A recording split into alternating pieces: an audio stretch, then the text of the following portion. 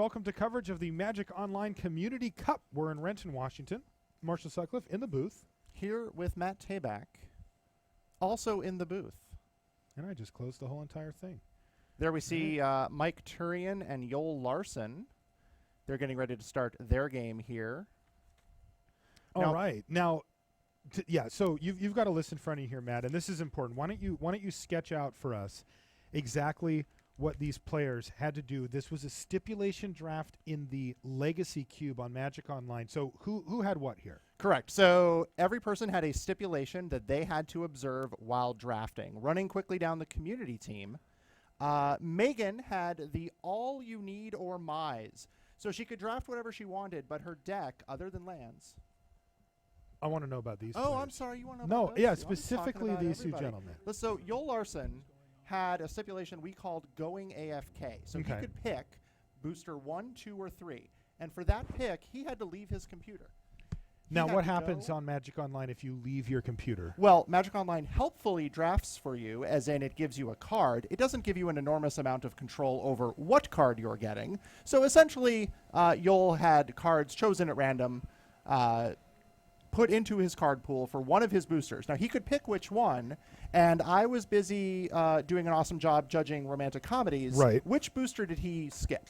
One is what we're assuming. Okay, I think they both took one. Yeah, we thought that was the best strategy going in. So basically for pack 1, he drafted without being at his computer. He could go help his teammates. Now, what about for Mike Turian? Now, Mike Turian had a stipulation called Horrible Marksman. So Turian, again, could draft whatever he wanted, but his deck could not have any cards that had the word target in its rules text, nor can he play any equipment or auras. So he has no idea how to target.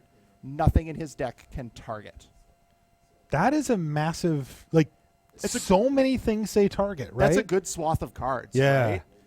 And a lot of good cards. Yeah, most removal. Like most removal spells. Yeah, there's a lot of damage spells. There's a lot of targeted removal there. What the?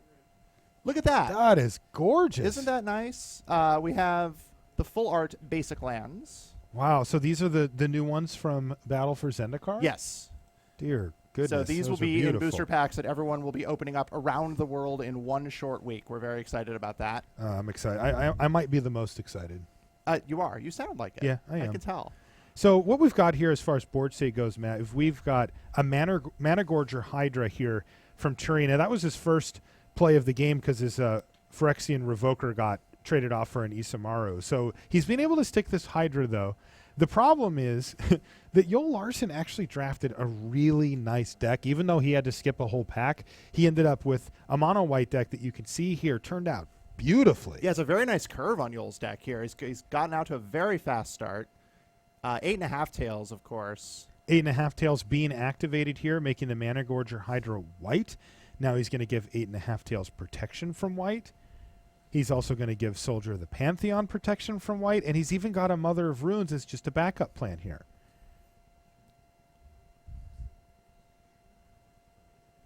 Now, interestingly here, it looks like Turian's just going to take all of it, even though the Avacyn's Pilgrim could have traded, right, for the Soldier of the Pantheon. The problem, of course, is, again, the Mother of Runes looming. Right. Now, remember, Mother of Runes, target creature you control gains protection from a color of your choice, is white. And that thing had protection from white. So once Joel gives one of his other creatures protection from white, the Mother kind of goes offline. Now, interestingly, we see that Turian did not block there, indicating that he had something in mind, and we see what that is now. It's Mirari's Wake. Yes. He needed the white mana from his Avacyn's Pilgrim to be able to cast the very powerful enchantment, Mirari's Wake, with 4 cards in hand, going up to 5 on his draw step. Next turn could be devastating for Turian. The question is, can Larsson keep the pressure on enough to kill him before it matters? Yeah, Mike Turian already down to 10 life, which is precarious when facing the amount of pressure Joel's putting on right now. Turian also leaving back the Mana Gorger Hydra here, which is now a 5/5. It's got 3+1/+1 counters. That's a 1/1 as its base stats, and it's getting pumped by Mirari's Wake. But he's declined to attack with it, leaving it back on defense, basically tying up mana from Larsson here. Yeah, he doesn't know what kind of tricks Joel might have. His board presence is already very strong. Of course, Joel looks like he's got 3 cards in hand. Looks like Joel's going to take a different route this time. He's going to attack with both and then wait and see what Turian wants to do. And in fact, he's just going to use his Mother of Runes here to give his 8.5 tails protection from green. Right. And that does force through 2 damage. Right. Mother of Runes not large enough to take out the Mana Gorger Hydra, which is only going to get bigger. But Yol will happily make that move to sneak in 2 damage, dropping Mike to 8. We pass over to Mike.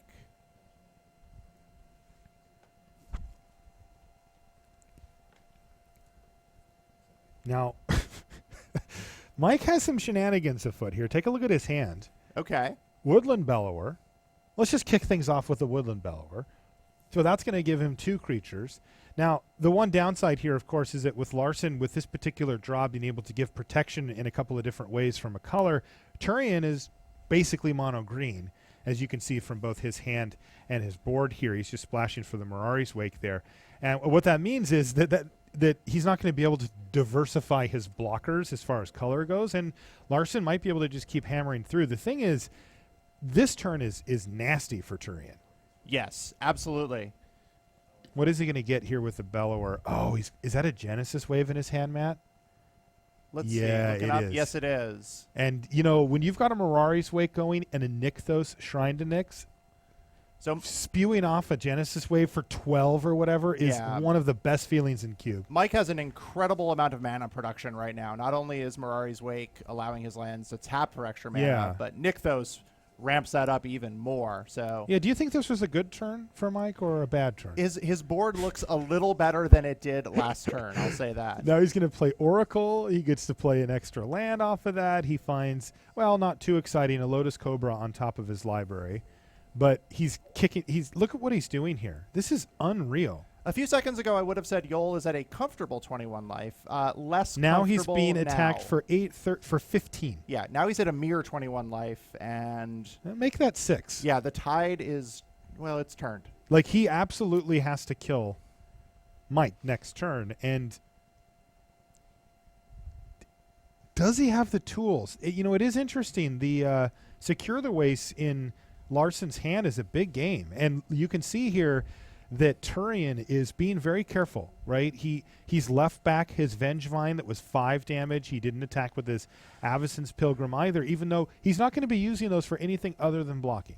Right. As long as Yol has cards in hand, Mike thinks he can't afford to be too aggressive here. Clearly things are going in his favor, but he doesn't want to let it slip away, being only at 8 life. And so this isn't quite enough here, right? Even if all 5, let's see, 1, 2, 3, 4, 5, he can get through for 4. How much mana does he need to make 8.5 tails lethal here, though? That's the question. Yeah, it costs 2 mana to make one of Mike's permanents white to get through with the protection granted by 8.5 tails. Mother of Runes can give something protection from green to get through. But I think Mike just has the numbers here. I don't think there's enough pressure coming. Now the question is, then it turns to, can Yol Larsson survive? Yeah, protection is good on defense also. Yeah, so it's against a bunch of big, dumb green creatures. Right, and there's not a whole lot by way of trample. There is that Hydra, though, that is just getting bigger. Yeah, no attacks here from Larsson, and this turn is going to be sweet. Looks like a Tarmogoyf on top of Turian's library. Let me move that out of the way for you. There we go.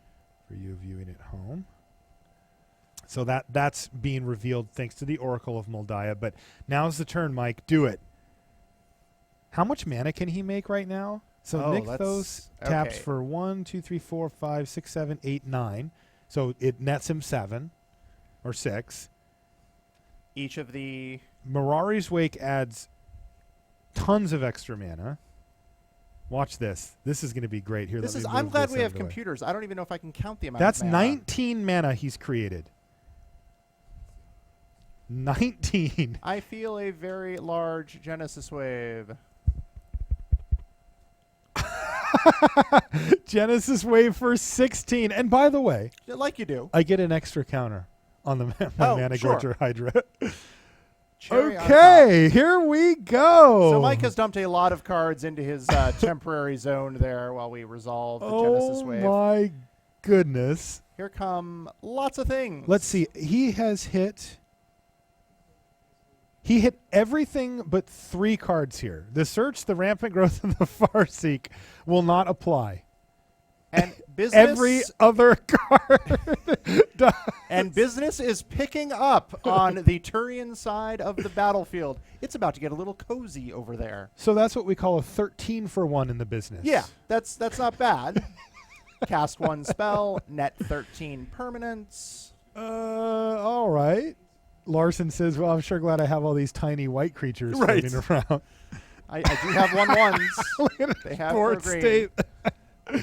Oh, man. The funny part is that Turian actually can't use Garrick's minus ability because he would become decked immediately. Right. He's got 8 cards left in his library, and he has a 10/10 Hydra, so he would just kill himself. So let's hope Pro Tour Hall of Famer Mike Turian notices that. I give him credit. Yeah, of course. I've been hanging out with Yoel Oh, and he's got a cradle as well. for a day or two now, and he's looked happier. Yes. So Gaia's Cradle also there. That's another metaphorical truckload of mana. It is. Unfortunately, he doesn't have anywhere to spend it, right? Yeah, Like he needs a Polukranos here to just, I mean, not that he needs really anything, but. All right, down to 6 cards after playing a couple of lands off the top of his library. Xenagos is going to make a creature. Mike certainly needs more of those. Every No little bit more helps. creatures. Yep. You know what's insane? What's that? So let's say we go to next turn, right? I mean, I don't want to run the numbers now because it's too big for me to do on the air. Yeah. But Mike can tap Gaia's Cradle. He can use Nykthos. And then he can use Xenagos on the +1 ability to make 1 mana for each creature. And he could probably generate like 50 mana or something. Right. Now, doesn't have anything Doesn't have to do with it. But right. Can't just spend, showing can't off a spend little. that all. yeah. But And he's got Raphaelos on top of his library, just in case. All right, so it looks like Turian has decided to try to clean up this board a bit here. He's got Larsson down to 13, so this is a lethal attack, and Larsson's going to be forced to stack up some blocks on the Hydra here. yeah, even if the defenders have protection from green, that extra damage is going to trample on through. So Yoel has to be sure to protect himself sufficiently here. It looks like he's actually going for trade my board for yours, for your Hydra. Oh, okay. Yeah, which is a thing. That's a thing. Yeah. Larsson must have something in his deck that can get him out of this. There's not much. There really isn't. You know, even a sweeper doesn't really solve the problem here, as it would still leave Turian with a couple of really nice planeswalkers that can add pressure quite quickly. Yeah, even a Wrath or something similar to that would still leave Mike at a big advantage. So let's see how this combat plays out.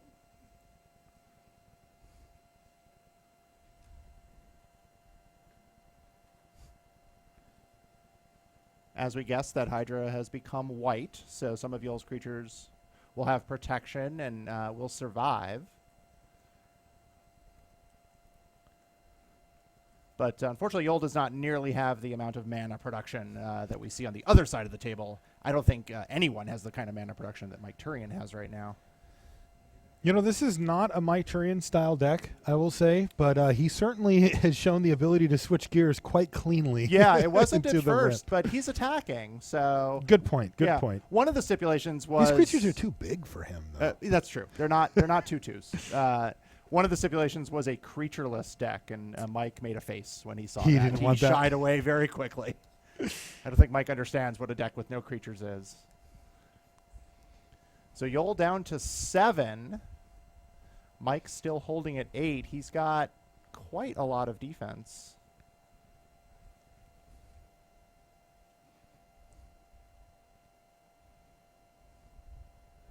The Legionnaire hits. 3/1 first strike. He plays Porcelain Legionnaire and pays the Phyrexian mana, leaving himself with just I the already one have it. card in hand. Yeah. Yeah. The game one's even better.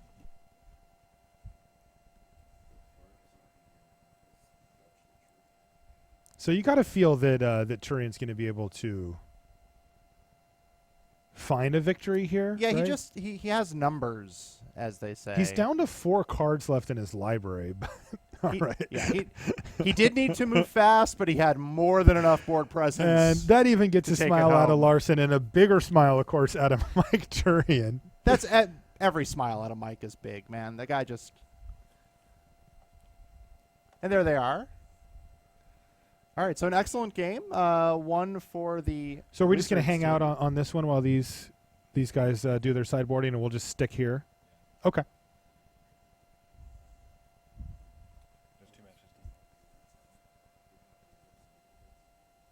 Do you have a red zone over there, BDM? A pretty sweet game for you guys to watch here. Should we bump that in right now, Rashad? Or we'll give him just a couple seconds. Yeah. Yeah. What? Well, Give us a little primer. Well, I can tell you right now that it is amateur versus pro.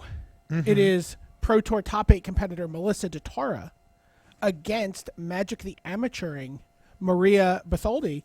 And, you would think that Melissa would be the heavy favorite here, but that may not be necessarily how it played out. So, Now, I know that Melissa DeTora, former member of the community team in previous years, has started working for Wizards of the Coast. So it's been a while now, but works for Wizards of the Coast and is now on the Wizards team. And Melissa's betrayal is a story that I would like to follow all weekend long. All right. Sorry, All right. I don't want to interrupt you. we'll come back to this. Either of you, actually. I don't but- want you to miss this. We'll come back to this. Yes. Okay. So we'll jump back in, and BDM will still have that replay I have for I have us. it queued up. I paused it. Okay, cool. So we'll come back to that. Sorry to interrupt, Matt. We no came problem. back, but go ahead. So here we are. I was just saying that Melissa DeTora was a former member of the community team in these events in years past, but now that she works for Wizards, has joined the Wizards team, and her betrayal is something that I'm going to follow all weekend, as she turned her back on the community. She did. And gone to work for Wizards. How dare she? How dare she, I How say. dare she? So here we are, game 2, Mike Turian versus Yoel Larsson. We are here early in game 2. It's Mike's turn 2. Nature's Lore is going to let him find some more land. So the question here, of course, for this matchup, and we saw this play out in the first game very cleanly, which is Yoel Larsson, his deck is very consistent. He gets off to a fast start. Can he apply enough pressure to Turian in the early part of the game to kind of shut off Mike's end game? Just say, well, you know what? If you don't get a chance to make 6, 7, 8 mana, you're just going to die. Yeah, And this is a nice start again for Larsson. it really is. It's a twist on the kind of that classic tale. You know, Yoel Larsson's the aggressive deck. He wants to really get out there and hit hard and hit fast.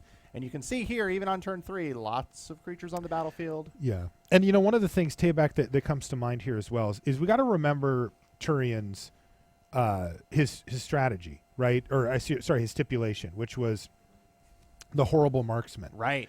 So normally when you play against a white weenie deck, a small creature deck like this, you think of, I'll just kill all their stuff, right? Lightning bolt that, maybe electrolyze a couple of things away. Absolutely. And no, Yeah, he Mike, just doesn't have those options. he doesn't have the weapons. We limited his ability to fight back. Any spell that targets is not in Mike's deck. So those classic tools, like you said, just not available to Mike. So he has to come up with really what he did in game 1, larger creatures and eventually more creatures to kind of shore up the dam.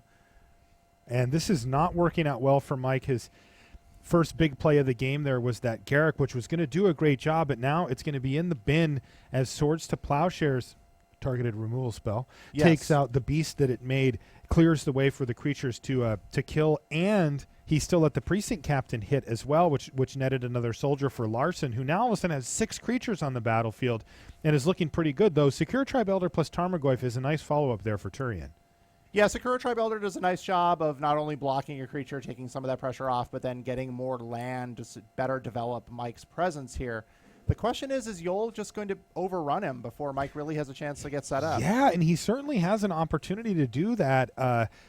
We can see he's got Unexpectedly Absent in his hand, so he could get a blocker out of the way here if he wanted. Right. It's the type of removal spell that Mike wishes he had access to. It's the type of tool that Mike really needs to stem this aggression, but... And it looks like he is going to use the Unexpectedly Absent as we see him jam with his whole team put that Tarmogoyf a couple of cards down on your library and leave you with just Secure Tribe Elder, which is probably going to trade for the Soldier of the Pantheon here.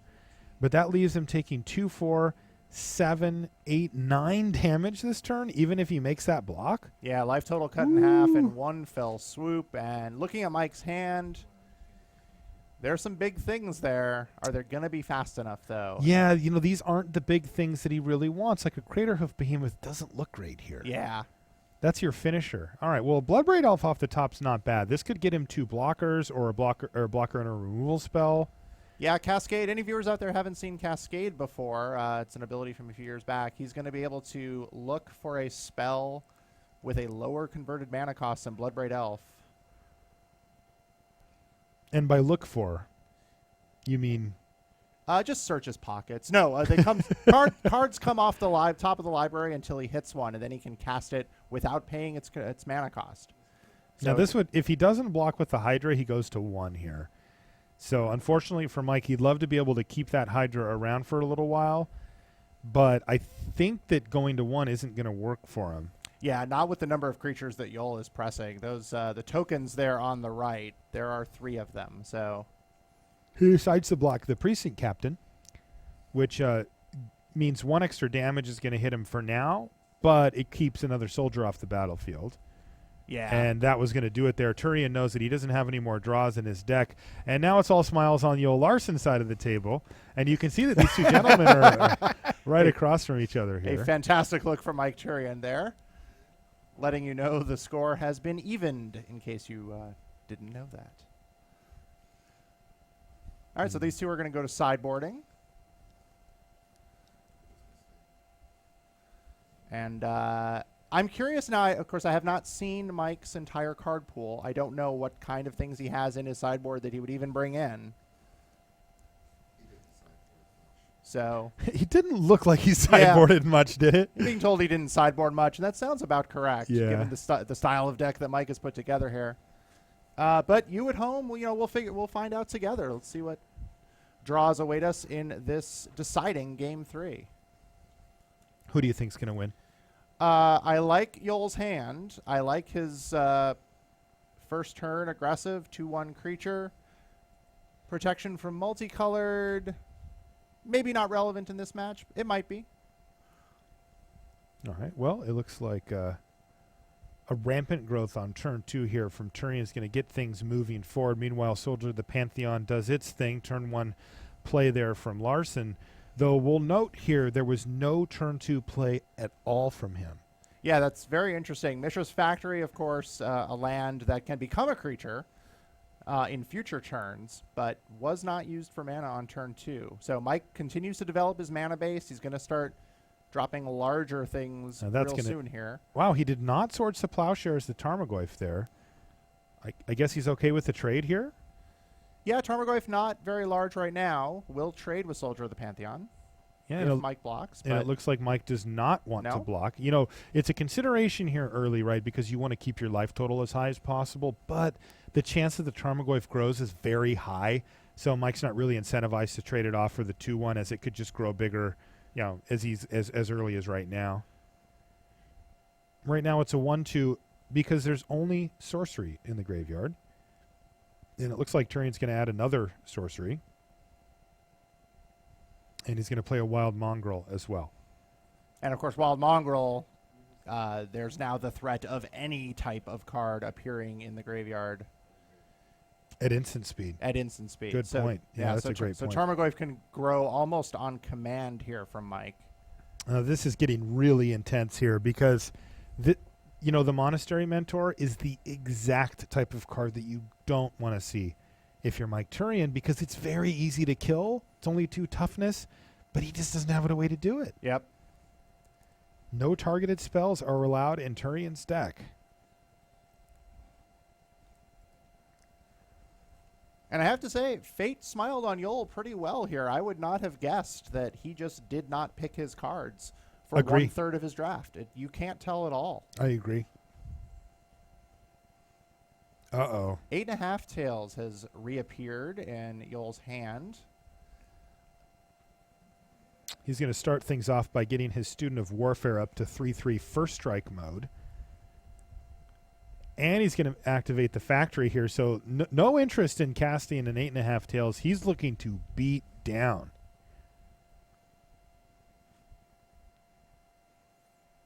Yeah, Mike Turian, of course, with Garrick Wildspeaker, of course, across the way there. Now, the key to this whole attack here is the frontline medic. Yes. Yeah, that when Battalion's activated, it's going to give all of his creatures indestructible until end of turn. Right. Battalion, of course, he has to attack with 3. 3. Mm-hmm. You can take a look at it here. Right. Frontline medic and 2 other creatures attack. So 3 total. Now this is getting a little awkward, though. He's kind of doing the attack dance here of figuring out. I mean, he had already activated the factory. It feels like he's kind of committed here. He's definitely made his intentions known. Yeah, it's just a question. Is he following through on those intentions? Yeah, and also I think he's got to decide if he wants to send anything at Garrick. Yeah, absolutely. Like, how big of a problem is Garrick? Let's see what he's done here. Garrick, not Garrick, not Garrick. All right, so the 3 creatures on the right are all sent at Garrick there. So Yol has decided that Garrick is at least a little bit of a threat that he'd rather see in the graveyard. That's right. There are some planeswalkers that you can just ignore. Yeah. But in this case, Garrick's not one of them. Yeah, it depends on your strategy. Yol, of course, is very aggressive.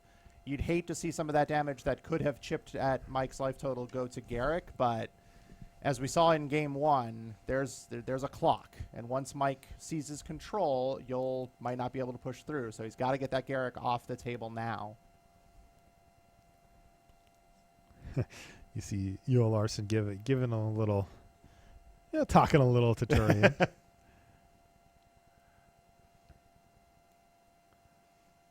A hint of a smile escapes Mike's lips there. As he moves to blocks. Well, looks like he is. He says, "Okay, well, I don't want to chump block a bunch, so Garrick is going to have to just take one for the team here." Yep, the 3 that were attacking Garrick get through. Yeah, there's always interesting choices with planeswalkers because one of the other options is he can block such that Garrick only takes 3. He loses a couple of creatures, and then he gets to replace one of them with a beast again. Right. But that isn't the choice he made here. He's decided, no, I'm just going to let him go. And that means that he doesn't take any damage this turn. He did have to discard a card to his Wild Mongrel in order to keep it around, but that seemed like a safe choice there. Yeah.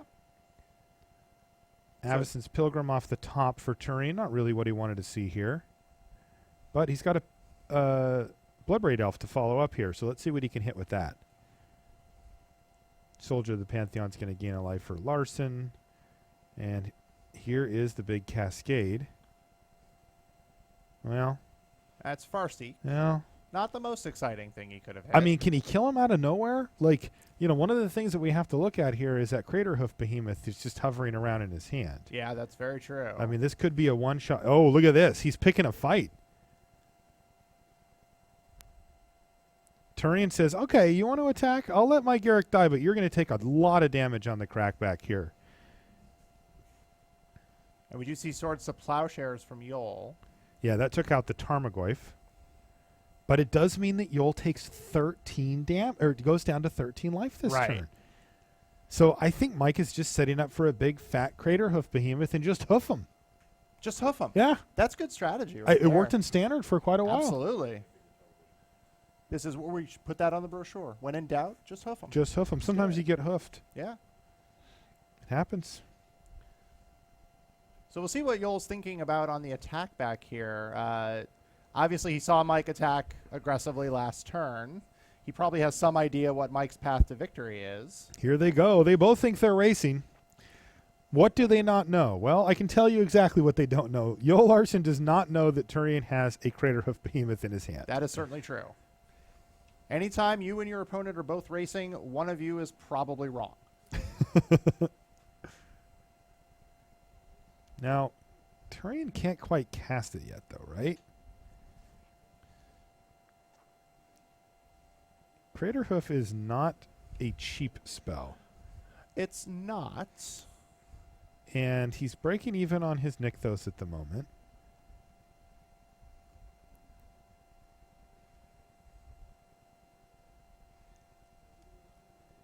So I think he's going to have to settle for a Vengevine here, which he does.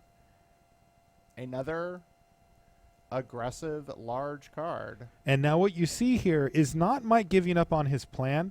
He's just saying, look, the way this game ends is I play Craterhoof Behemoth and I run over my opponent in one big hit. So I don't need to try to chip in for damage now. I just need to make sure I don't die this turn. Yeah, that's actually a very smart determination from Mike. I think he sees what's going on here, and he just has to make sure that he doesn't die before he has a chance to unleash. Yeah, and I don't know if he's going to be able to see that. Because frontline medic giving everything indestructible is a huge problem for him right now because his blocks just don't look very good. And on top of it, Joel Larsson has now got his Student of Warfare up to 7 level up counters. That puts him in, ultimate mode, as we say. It's a 4/4 double strike. And it's in the red zone, too. So this is going to be a big attack from Larsson. He's going to be able to threaten lethal here. Yeah, and it looks like he's content, though, with just getting in with the 2 creatures. He's got 1 card left in his hand. And it's an Oblivion Ring, which is interesting. I'm curious to see if he uses it here. I don't really see why you wouldn't, but, taking out a Vengevine doesn't look super awesome here either. Yeah, well, I'm looking at 8.5 tails here, which now the presence of Bloodbraid Elf on the other side makes 8.5 tails a little less efficient because now Mike has a red creature he can possibly block with. Yeah. And, of course, with Yol only having 3 mana available. But so basically, Yol is daring Mike to block, and Mike doesn't seem to have a lot of great options here. I mean, he's forcing him to block, right? That's 8, yeah, 9, 10, 11, 12 damage. Yeah, that he's sorry, attacking. dare is not the right word there. He's saying, here, you need to lose some creatures right now. Right.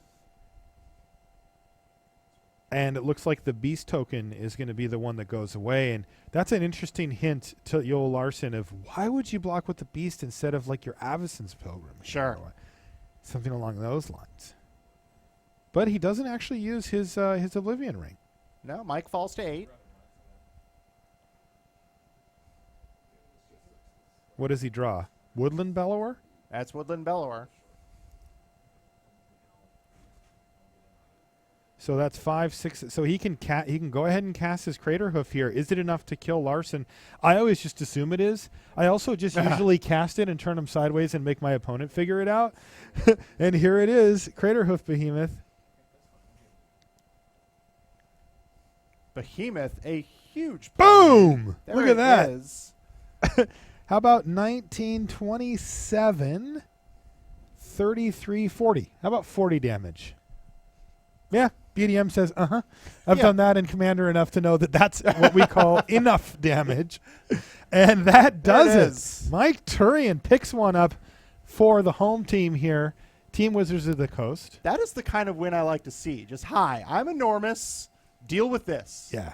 I call that the no math alpha. I know that the Graham calls that a flunge. A flunge? Yeah, where you just turn them all sideways. Go. And, yeah. You 4. Go kill something. Probably win here, but I'll let you sort out the details. Yes.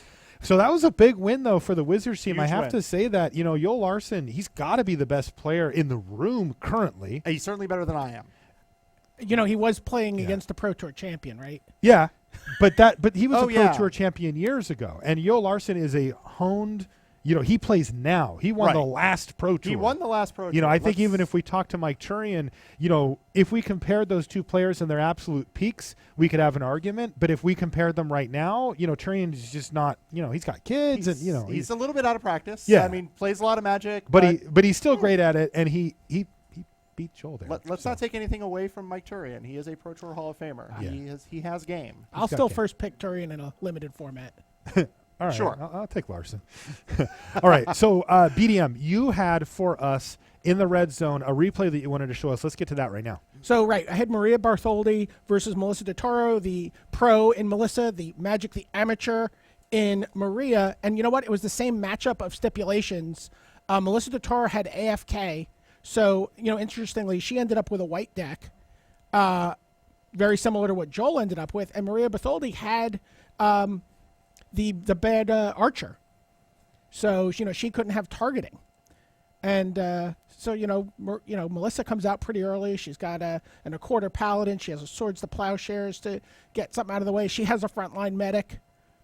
But turn 4, Eureka into Kozilek, into Craterhoof Behemoth, into Storm Breath Dragon. Oh, by the way, I'm going to attack with my Storm Breath Dragon and my Craterhoof Behemoth, and you're going to pretty much scoop the next turn, even though you have. And then let me show you how game 2 worked out here. That was a eureka. Yeah, it was eureka. I mean, that was a eureka moment, a literal eureka moment. So Melissa started off pretty bad here. I think she went down to 5 cards, but came out with a champion, a soldier of the Pantheon. She had an oust for the Lotus Cobra.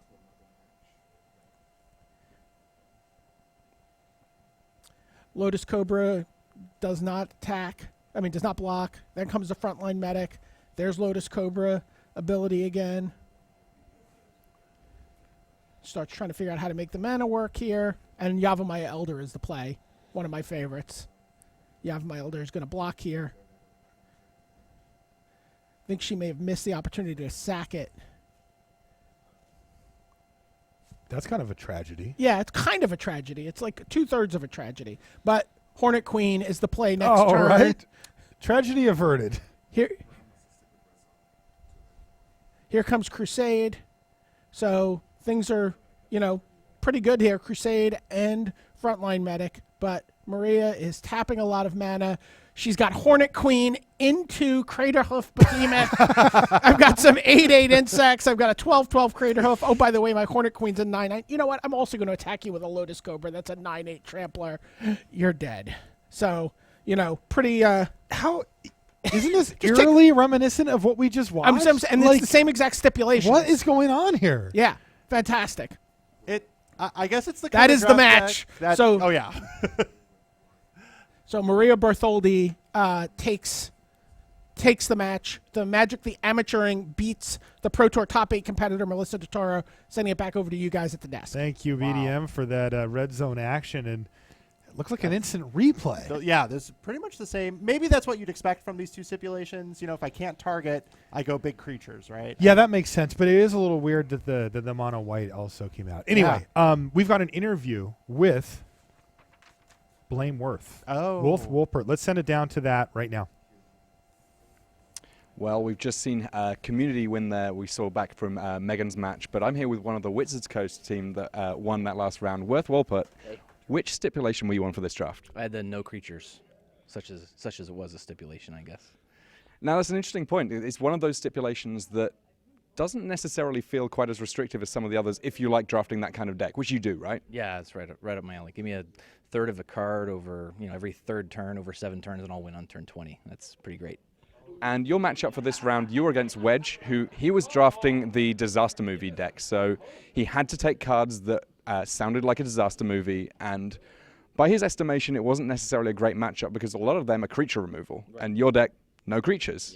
Yeah. No, it's I felt bad for him because on game 1 on turn 6, I dropped Ashiok and milled him, and I saw I think two anti-creature cards, and I knew he was in for a long game. His deck was really flavorful though. Like every time, I was actually keenly interested when I would mill him with Ashiok. I was getting a chuckle out of this stuff. His deck was really, really great. Plenty of information to give on to the rest of your teammates for the rest of the round, but tell us a little bit about how that match finished, because it was an unusual game of Magic the Gathering. Well, my deck is kind of light on win conditions, as you can imagine. There's a couple Planeswalkers that can do the job. There's actually a couple Planeswalkers in there that can't actually win the game. So I was light on win conditions in game 2, although I had complete control. I had a ton of mana, and I'd just been drawing cards all game, and he played a Demonic Pact, which I could have countered, but easily, and had a couple left over, but I just decided, it's for fun. Let's see if I can kill him with his own card. And 4 turns later, he tried to Maelstrom Pulse his Pact after he used it up and countered it, and that was that. Oh, actually, in the first part of the game, the cool part was he actually opened on Dark Depths with Thespian Stage, and was very happy about that until I repealed it. So that's 1 blue mana, bounce your 20/20 creature, also get to draw a card. Yeah, exactly. Yep. None too shabby. Plenty of trash talk going across the room. Sat basically opposite corners of the room, but didn't really hamper the communication too much. And Wizards picking up the win in that particular match. And 2 matches left in the stipulation draft. Feeling pretty good about your deck? Yeah, I mean that's the best matchup I'm going to get. So that was a good warm up. All right, so we're going to head things back to the coverage booth now, but we've got 2 more rounds of stipulation draft here at the Community Cup. Hey there, welcome back to the booth. We are moving right along here with coverage of the Community Cup. Matt Tabak, Marshall Sutcliffe, and we just got done with our first stipulation draft round. But BDM is over in the red zone, and he actually has the match that we just heard about from Worth queued up. BDM, what do you got? Yeah, I've got Wedge versus Worth Wolpert. I was actually over Wedge's shoulder during the stipulation draft. We had to do disaster movies. I was pretty happy with how this turned out. And he ended up with a few like pretty cool combos in the deck. Like you heard about the Demonic Pact and the Maelstrom Pulse. An Inox Survivalist, which could kill his Demonic Pact. But one of the other things he ended up with was Dark Depths. Ooh. And got a late pick Thespian stage when there was nothing to contradict him picking that. Whoa! So there you go. He's got it online here. Look at that. So, if people Just don't know like how this they works. designed it. Yeah. So, Thespian Stage will copy Dark Depths. It becomes a copy of the land. They're legendary. He sacrifices the original. The new one has no counters on it, so you sacrifice it and you get a token, but then 1 mana repeal. Oh, no. He spent blue. He just spent a draw single card. gets the draw card because the 2020 Marit Lage token doesn't cost anything. It has no converted mana cost. You get to repeal it for blue.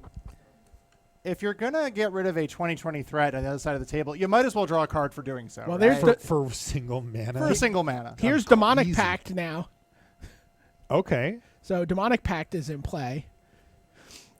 So this deck worked out pretty sweet for Wedge. I mean, flavor-wise, I don't know, how it's going to work out. It's difficult, like we saw, to pick a very flavorful deck. I just want to we didn't put have that out there. We didn't have that much trouble. Really? No, because BDM was doing his job, weird. so it was a little easier for him. Oh. Yeah. What was your stipulation again? Disaster movies. Oh, that sounds very much like Magic, right? Fighting and catastrophes. He got an Armageddon. Yeah, Armageddon, sure. An Oblivion Ring. It's like a space station disaster movie. Yeah, so one of those stipulations was your kind guy of a layup. Your guys didn't draft Sleepless in Seattle? Or? I did not see any Sleepless in Seattle cards. I really looked. Yeah, you did have a slightly more difficult job. I think people really should understand that. Yeah, I agree with you. Oh, look at this. There's an Whoa. Armageddon. Look at that. Oh, but it's going to get The dissolved. classic So disaster now he tries to movie. Maelstrom Pulse, but he gets Cryptic Command, and he goes to Maelstrom Pulse's Demonic Pact. We're going to see him lose to his own Demonic Pact. No way. He baited out the counterspell with the Armageddon, but But it was the Cryptic Command. the Cryptic Command then Oh no. Like Worth said, this is for fun. He wants to see if he can kill him with his own you card. lose the game. That's what happened. So guys, I don't know. That was pretty crazy. He didn't read the whole contract. It says you lose the game right there. Well, thank you, BDM, for that. That was great.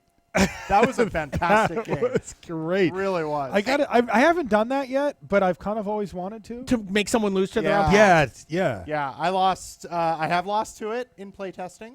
I've not lost to it since we printed the card. So that Question. doesn't count. That doesn't Now, count. you do editing stuff still?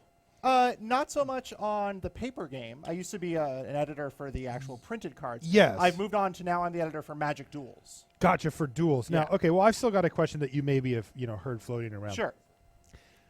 That card's called Demonic Pact. It is called Demonic Pact. Is that a little throwback Oh, to the to like the pact other of way you can lose the negation game and on your pacts? upkeep? Yeah.